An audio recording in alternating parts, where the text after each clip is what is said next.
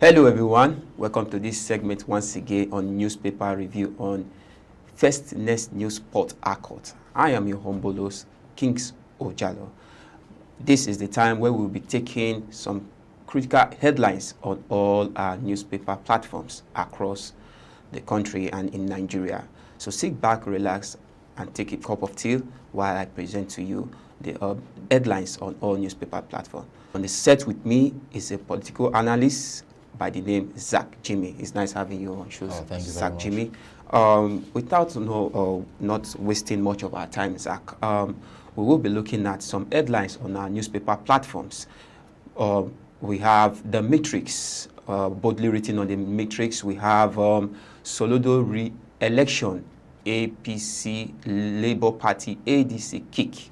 Now, still on the Matrix, we have insecurity. UK warns citizens against traveling to 6 Nigeria states. And these 6 Nigeria states are being mentioned boldly on the Matrix, which says Borno included, Yobe, Adamawa, other prone to increasing threats from Boko Haram. You find that in page 3 of the Matrix newspaper.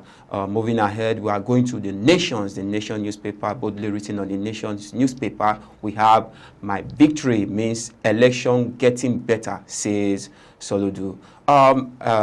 Zach, the election in Anambra State currently that was held, and the sitting governor emerging as a winner again in this election. What are your thoughts towards this victory of Governor Soludo? You see, it will be very delusional for anybody to think that a sitting governor will lose a second-term bid, considering our current political landscape in Nigeria. Okay. However, some people will say, oh, Jonathan in 2015, he lost to Buhari. We cannot compare Jonathan and Nigeria. Something drew my mind, Zach. You know, initially, the rulership conditions, I think, in Nigeria happens to be 4 years, but now it has been a major circumstance. It has been a major thing in our country right now, whereby we are always having it, you know, of 8 years for all sitting personnel who are in position. How does that really, is that proper? Well, what I say it's proper or not, if you look at the electoral act of Nigeria, it stipulates 8 years for rulership. However, we've had the likes of governor of Oyo State and other governors or other political analysts and technocrats who have come to say, well, it should be 6 years, single term, instead of the 4 years we are seeing. But that's not too necessarily the point. What we are seeing is Charles Lodo of the APGA, who scored 422,664 votes, and Nicholas Okachuku of the APC, who scored 99,445 votes, and also Paul Chukuma of the Labour Party, who scored 37,753 and 10,000, and so on and so forth. So what is the storyline here is that it is very difficult, like I mentioned earlier, to be very delusional to even think that a sitting governor will even lose. But how be it, can we have a proof that that election was credible? Remember, on the day of election, there were people who were caught red-handed with cash. And on the picture I saw, the tag of APGA. And let us hear prosecution. Let us know who funded them. Yes. People say, oh, this is an RNG. Yes, and also we will have those some issues of vote buying. You know, voters apathy, vote buying. It has become a normal thing in Nigeria. But it's sad that we are yet to do away with this, and that is why the administration of Joash Mubiton needs to look into this critically. You know, these off-cycle elections, we cannot really tell, you cannot really use it as a parameter to judge if it's going to do it or not. But I expected something better. Something better. Exactly. Okay, moving ahead, still on the Nations newspaper, we have federal government to list 1 trillion naira real estate funding on NGX. Moving ahead, we'll be going to the Punch newspaper. On the Punch newspaper, we'll be looking at the boldly written headlines on the Punch newspaper. PDP crisis, 3,000 delegates seats for high-stakes convention. PDP crisis, 3,000 delegates seats for high-stakes convention. Now, I think I will hold it right there while Zach give us the rest of the news headlines. Over to you, Zach. All right, this morning we go straight to the Vanguard newspaper. On the lead story, the Vanguard newspaper says how Soludo'S tsunami swept all 21 local government areas. Governor Hell's INEC security agencies poll records best turnout in 20 years. Candidate stakeholders fit government winners and losers. Sharp warns sponsors of vote buying probed, prosecuted.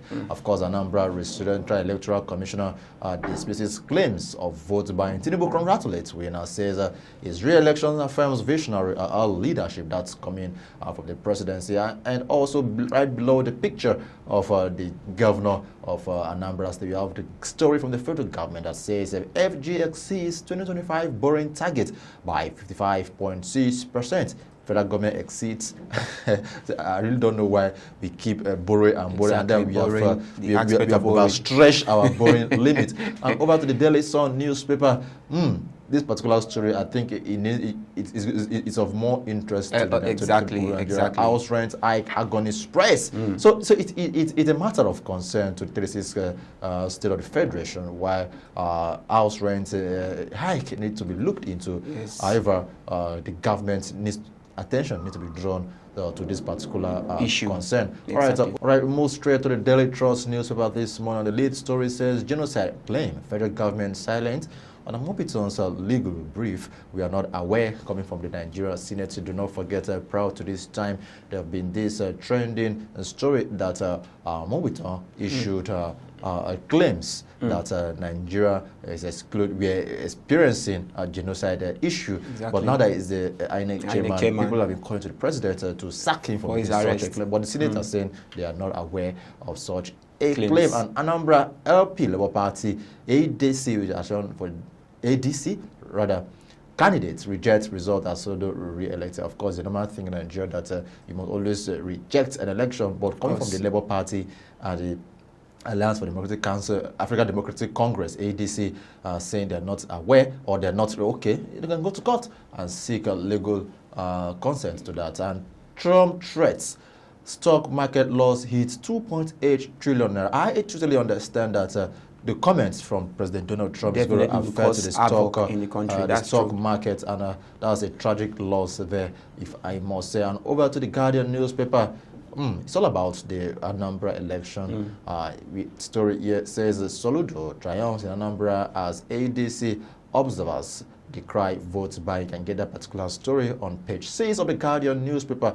Like I mentioned earlier, every other political party, they are not okay with the result. They can seek legal proceedings to follow up their demands on that particular one. And also to the Daily Independent, sky-high fares in Nigeria blame on expanding web of local government. I think the Daily Independent is off the trending story of Soludo, just giving us issues about the story about rather the expanding web of federal government levies. And the NSCIA urges Christians to reject external efforts to destabilize Nigeria, or just Christians to reject external efforts. But what are the Christians done so far? What has the Nigerian Christians of Nigeria done so far that the people have been crying about? And a very important story that you may need to go read this morning is no work, no pay rules can't deter workers from strike. This is coming from the non-academic staff university, which is NASU. They said no work, no pay. The rule can't deter workers from strike. Do not forget the academic staff university that are warming up for their own strike, and this is also coming from NASU. Federal government okays 3 new policies to boost civil service productivity. You can get that particular story on that same paper. Over to you for closing. Okay, so that's all we could take on newspaper review this morning. Thank you very much for staying with us. It's a bye for now.